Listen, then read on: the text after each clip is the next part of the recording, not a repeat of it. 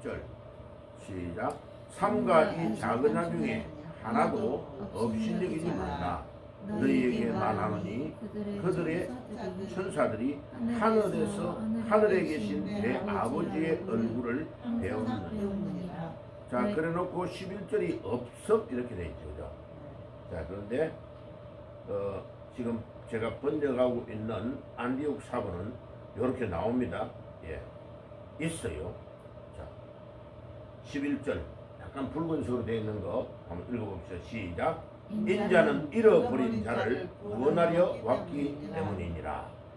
그러고 12절 너희들 생각은 어떠하냐? 만일 어떤 사람에게 양 100마리가 있는데 그들 중에 하나가 길을 잃으면 참으로 그 99마리를 두고 산으로 가서 길 잃은 양을 찾지 않겠느냐? 진실로 내가 너희에게 이르노니 만일 그가 그것을 찾으면 길을 잃지 아니한 99마리보다 그것을 더 기뻐하리라.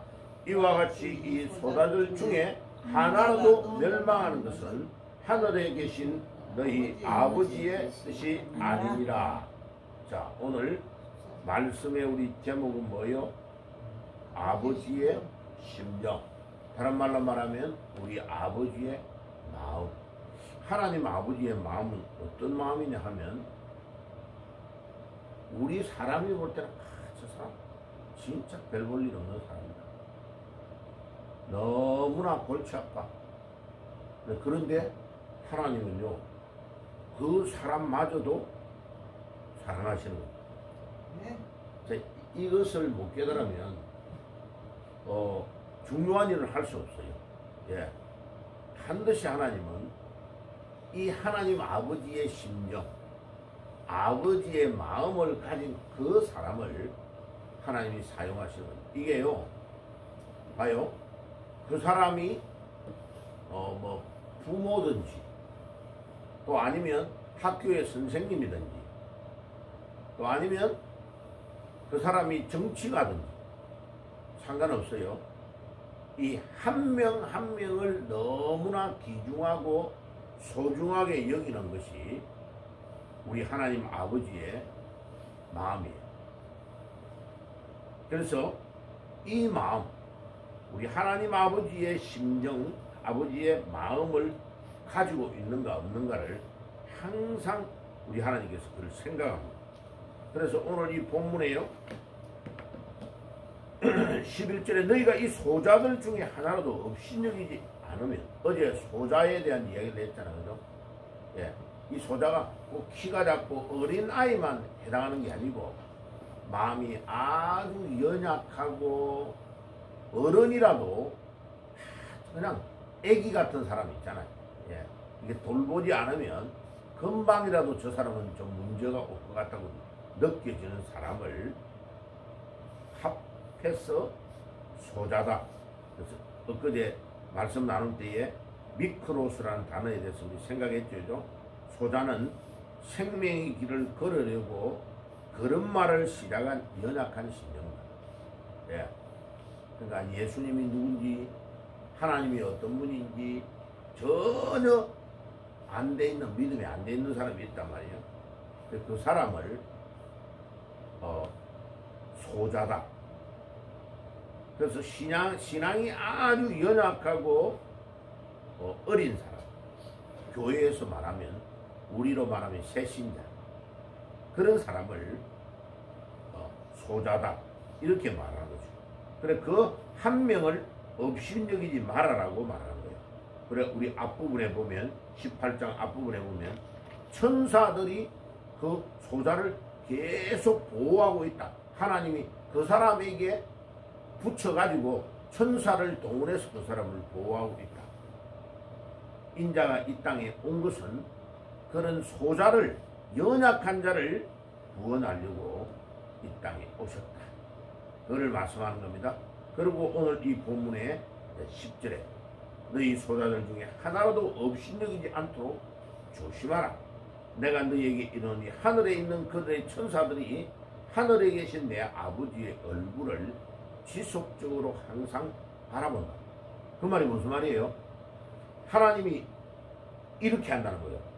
한 명 한 명에게 사람 천사를 다 붙여놓고 우리가 볼 때 별 볼 일 없다고 보여지는 그 연약한 존재를 위해서 천사를 딱 보내놓고 천사 한 명인지 두 명인지 그건 몰라요. 근데 계속 하나님이 그 사람에 대한 연약한 그 소자에 대한 직접적인 보고를 천사에게 받고 있다는 거예요. 그러니까 그 연약한 자가 기도하면 천사의 손에 받들어서 그 기도를 받아서 하나님께 막 가지고 올라가는 거예요. 가지고 올라가는 동안에 또 천사가 없느냐?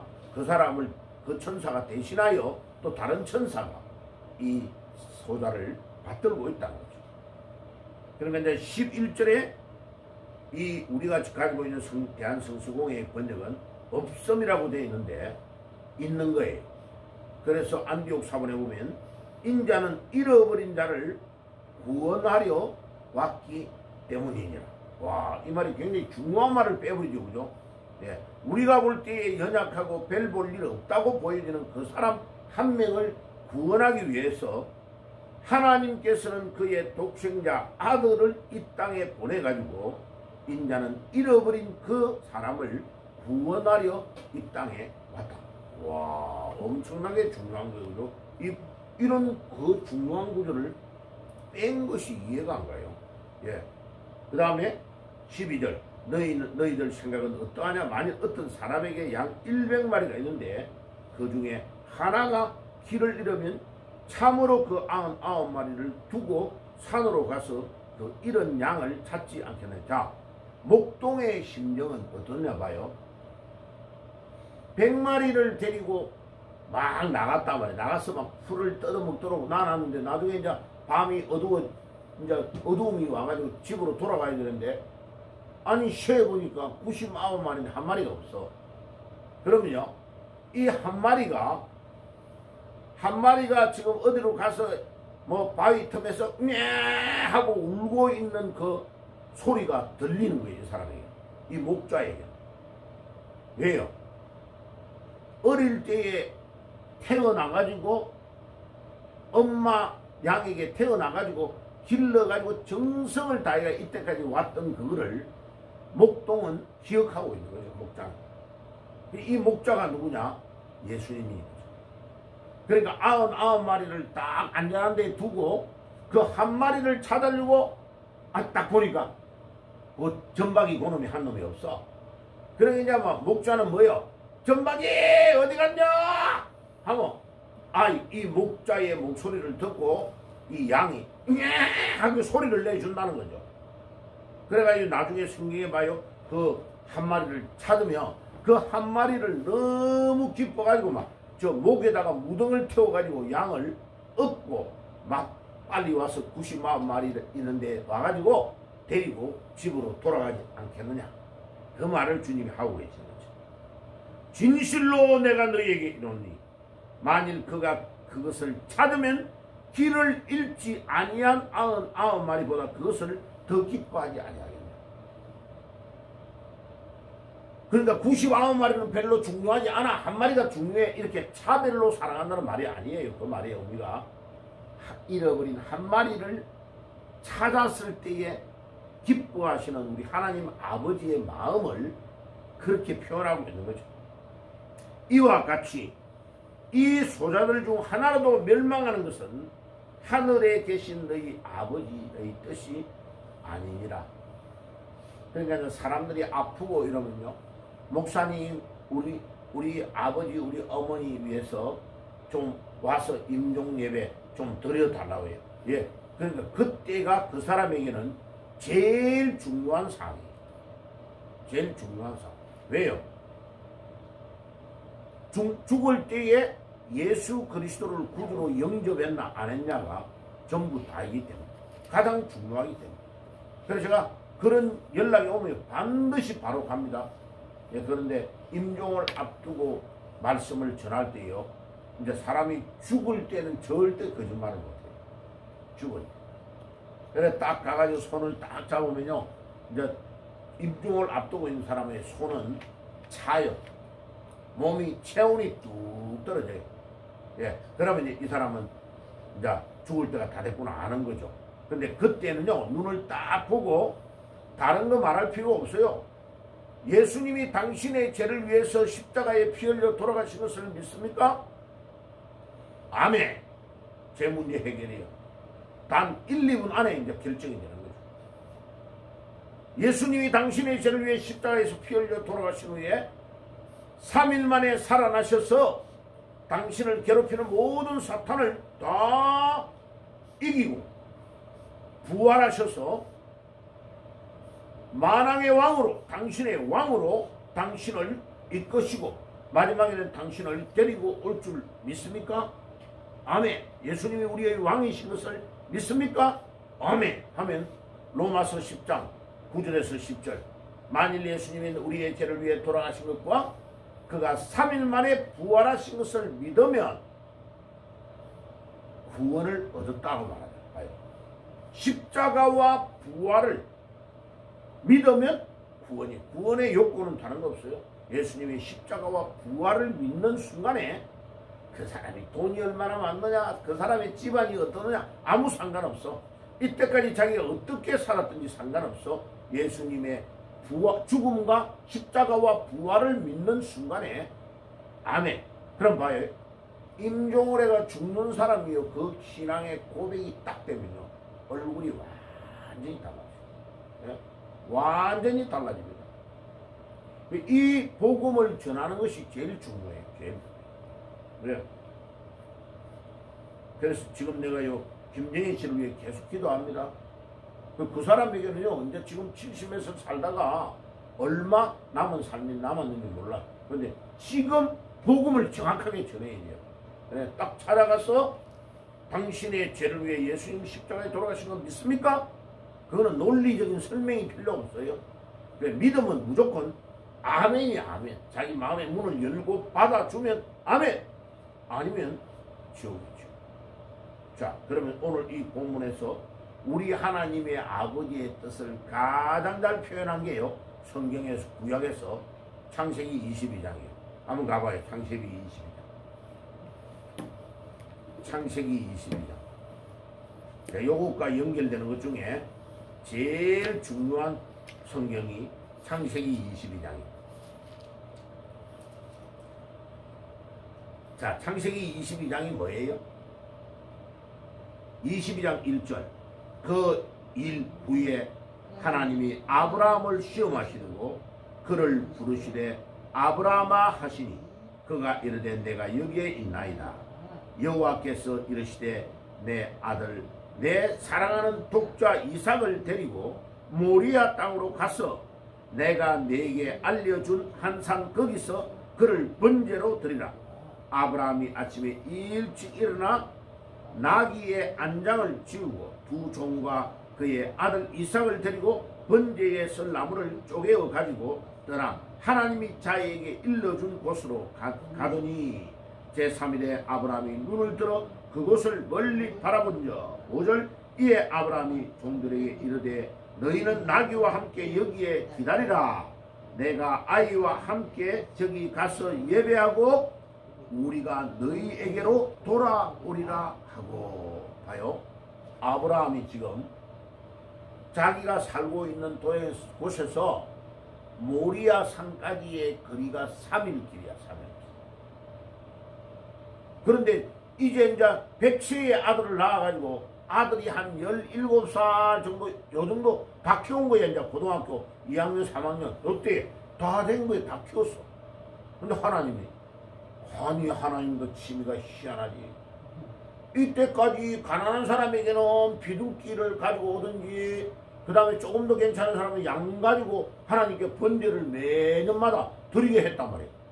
그런데 우리 하나님이 얼마나 취미가 희한하냐면, 아니 아들을 실컷, 그것도 2명도 아니고 1명 꼴랑 줘가지고 100살에 지금 한 17년 동안 이제 아주 아들이 이제 쓸만한데, 이제 이 아들 이놈이 내 거를 상속받아서 중요한 걸 하겠다라고 딱 안심 푹 놓고 있는데 아브라함에게 아브라함아, 예, 하나님 여기 있습니다.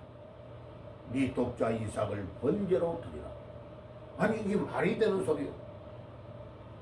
그런데 이 바보 같은 아브라함은요, 하나도 하나님께 이유를 물어보진 않아. 하나님, 이게 말이 되는 소리예요? 이렇게 따지지도 않아요. 그러고 봐요. 지금 3일길을 걸어가요. 아들을 번제로 드린다면 번제는 뭐예요? 머리부터 이 모든 발끝까지 절반을 딱 쪼개가지고 안에 있는 내장은 드러내가 버려버리고 장작 위에 올려가지고 불을 태워서 살라서 드리는 것이 번제입니다. 번제. 하나님이 자기 독자 이삭을 번제로 드리라고 한다니까. 그런데 이 아브라함이 자기 부인 사라한테 여보 하나님이 우리 아들 이삭을 드리라고 해 번제로. 만약 그 말을 사라에게 했다면요 끝나쁜 거예요. 아니 미쳤냐고. 하나님이 저 치매가 걸렸지. 아니 저기에 우리 집에 있는 양하고 우리 소가 얼마나 많냐고. 그 한 마리 잡으라 하면 우리가 번제를 여기서 멋지게 하나님께 드려줄 건데 하나님이 식성이 바뀌었냐고. 왜 우리 아들을 잡수겠다고 하냐고. 자, 그 망로한테 의논을 했으면요 이 제사는 끝나는 거예요. 절대로 드릴 수 없는 거예요. 그런데 이 본문을 우리 실존주의 철학의 시조였던 킬케골이라는 사람이 뭐라고 이야기했느냐. 이 사진이 마치 꼭 킬케골의 사진 같아요. 아주 이 사람 요렇게 된 거하고 비슷해요. 킬케골. 누구라고요? 이 사람이 실존주의 철학의 시조예요. 실존주의 철학이 두 종류가 있어요. 하나님을 믿는 유실론적인 실존주의가 있고 하나님을 믿지 않는 실존이 있어요. 그런데 이 사람은 하나님을 믿는 실존주의 철학의 시조의 킬케골이라는 사람은 이 사람이 이렇게 이야기했어요. 이 창세기 22장을 뭐라고 기록했냐. 독생자 이삭을 번제로 드리라는 하나님의 명령은 가장 모순되고 비인격적인 것이다. 왜? 소나 양을 짐승으로 번제로 드리라고 했던 것은 이해가 가는데 아들을 독자 이삭을 하나님께 번제로 드리라고 하는 것은 아브라함의 너무 가혹한 처사다. 이거는 말이 안 되는 명령이다. 가장 모순된 명령이다. 이제 마지막을 잘 들어봐야 돼요. 그러나 이 명령이 기독교의 진수를 가장 잘 표현해 주는 것이다. 기독교의 뭐를요? 진수, 기독교의 핵심을 가장 잘 표현하는 그 구절이 이 창세기 22장이다라고 이야기하는 거예요. 말이 안 되는 명령, 모순된 명령인데 이 창세기 22장의 명령이 어떤 명령이라고요? 가장 기독교의 진수, 핵심을 잘 나타내는 본문이 창세기 22장이다라고 말한 거예요. 이 말이 무슨 말이에요? 아브라함을 통하여 하나님이 지금 무엇을 우리에게 전달하려고 하느냐? 우리 하나님 아버지가 자기의 독생자 예수를 이 땅에 보내셔가지고 우리의 죄를 위해서 피 흘려 돌아가게 하신 우리 하나님 아버지의 마음을 아브라함을 통하여 보여주려고 하는 거예요. 그러니까 이 창세기 22장을 정확하게 아브라함의 입장에서 딱 보면 우리 하나님 아버지가 우리를 얼마나 사랑하셨는지를 알 수 있는 거예요. 아멘. 예. 그래서 제가요 이게 청년들을 길러보고 어린이들을 길러보면요 이게 느껴져요. 와. 예. 그리고 집에서 이 피덩이 같은 아들, 딸들 길러낼 때 봐요. 엄마 뱃속에서 나올 때는 완전 피덩이. 진짜 피가 묻어가 나오잖아요. 이제 그 애가 시간이 가면서 한 달, 두 달 이렇게 가면서 애가 이제 사람같이 바뀌어 가잖아요. 그리고 계속 옹알이를 틀면서 이쁜 짓을 하잖아요. 예, 그때에 느끼는 그 사랑이 하나님이 우리를 사랑하는 사랑이 느껴지도록 가정을 통하여 결혼을 통하여 자녀를 기르면서 느끼게 하시는 거죠. 그러니까 이 창세기 22장의 독자 이삭을 번제로 드리라고 하는 하나님의 이 말도 안 되는 명령은 오늘날 우리를 향하여 우리의 죄를 위하여 십자가에서 예수 독생자를 이 땅에 보내셔서 희생하시는 아버지의 마음을 가장 잘 표현하는 구절이 창세기 22장. 또 누가복음의 탕자의 비유 있잖아요. 두 명의 아들 중에 한 명이 재산 절반을 가지고 와서 탕진하게 돌아오는데 아버지는 밤마다 아침마다 기다리고 있는 우리 하나님 아버지의 그 마음을 우리에게 전달해 주고 있는 거죠. 그래서 오늘 아침에 주님, 우리가 이 하나님 아버지의 심정, 우리 하나님 아버지의 마음을 꼭 우리의 것으로 소유할 수 있도록 주여 그것을 이 아침에 기도하며 느끼게 하시고, 주님 이 대한민국을 진정으로 사랑하는 사람이 되어가지고 하나님이 도와주시고 인도하시고, 주여 윤석열 대통령에게 주님이 이 아버지의 사랑이 느껴지고 국민을 사랑하는 마음, 이 사랑을 통하여 온 국민이 깨어나는 계기가 되어가지고 이 대한민국이 이제 대통령이 나와가지고 헌법을 개정하고 전 대한민국을 통일 한국으로 나아갈 수 있도록 이번 기회에 주님 역사해 주옵소서. 어저께 스카이데일리에서 신문에 나왔죠. 이제 하나하나를 이제 부정선거를 뚜껑을 열기 시작하면서 중국 간첩을 이제 잡아간 거에 대한 경위를 누가 우리나라의 주동이 돼서 잡아갔다. 그 다음에 조금 있다가 미국이 밝힐 거다. 그걸 다 밝혀줬죠. 이제 조금씩 이제 밝히고 있는 거예요. 하나님이 역사하실 줄 믿습니다.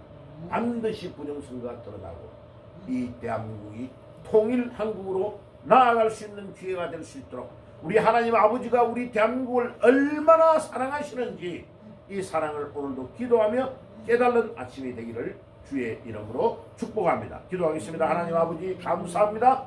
오늘도 우리 하나님의 아버지의 심정을, 그 마음을 깨달은 아침이 되게 주옵소서.